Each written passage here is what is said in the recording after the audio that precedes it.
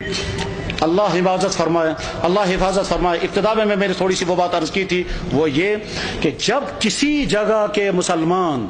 نماز پڑھ سکتے ہوں، رکاوٹ کوئی نہ ہو، پھر بھی نہ پڑھے۔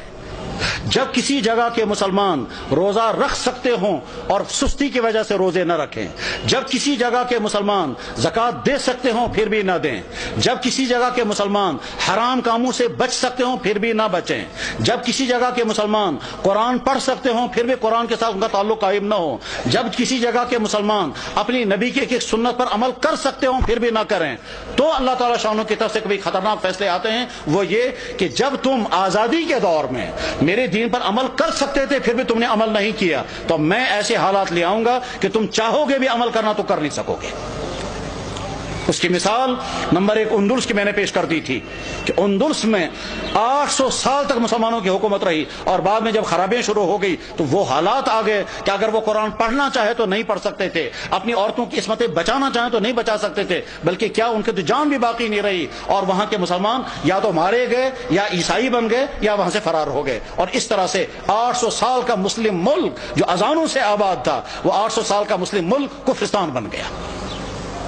بخارا اور سمرقند یہ وہ علاقہ تھا جہاں امام بخاری، امام مسلم، ابو اللیث سمرقندی جیسا انسان، وہ علاقہ کے جہاں امام صاحب ہدایہ علامہ برہان الدین مرغینانی رحمہ اللہ تعالی جس علاقے میں تھے، کہ جس مسجد میں بیٹھ کر کے انہوں نے ہدایہ کتاب لکھی،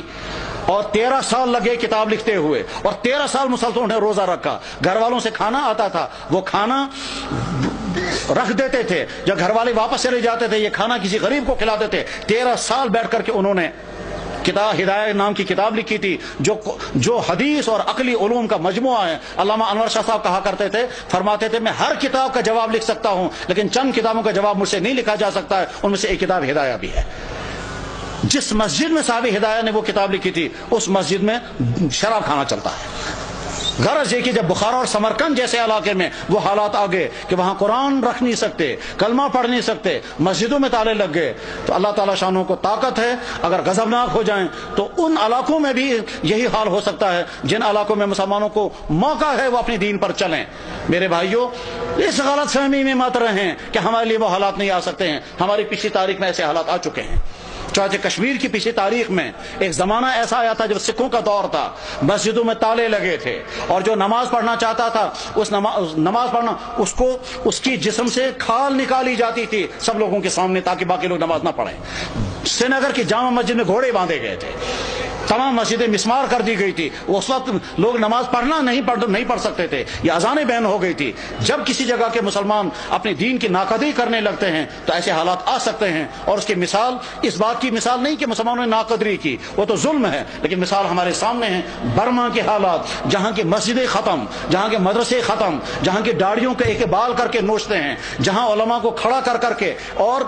سوئیاں مار کر کے ان کو شہید کرتے ہیں، جہاں ایک مسلمان خاتون کے ساتھ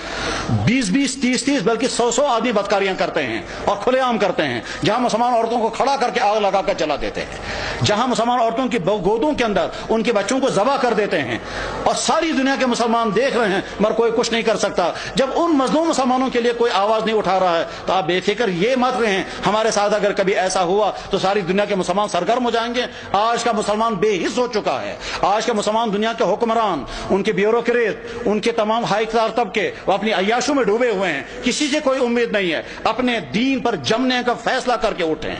اپنے ایمان پر قائم رہنے کا فیصلہ کر کے اٹھیں، اپنے دین پر چلنے کا فیصلہ لے کر اٹھیں، اپنے گھروں کے اندر دیندار گھر بنانے کا فیصلہ لے کر اٹھیں، اپنے بزنسوں کو مسلمان بزنس بنانے کا فیصلہ لے کر اٹھیں، اپنے فنکشنوں کو دین کا فنکشن بنانے کا فیصلہ لے کر کے اٹھیں۔ جب مسلمان حرام سے بچ سکتا ہو اور پھر بھی نہ بچے وہ شرابیں پیے تو حالات ایسے آ سکتے ہیں کہ زبردستی مسلمانوں کو شراب پلائی جائے گی۔ جب مسلمان داڑھی رکھ سکتا ہو اور نہ رکھے تو بعد میں ایسے حالات آ سکتے ہیں کہ رکھنا بھی چاہیں تو نہیں رکھ سکتے۔ ساری ترکی کے اندر مسلمان داڑھی رکھ نہیں سکتا حالانکہ سارا مسلمان ملک ہے۔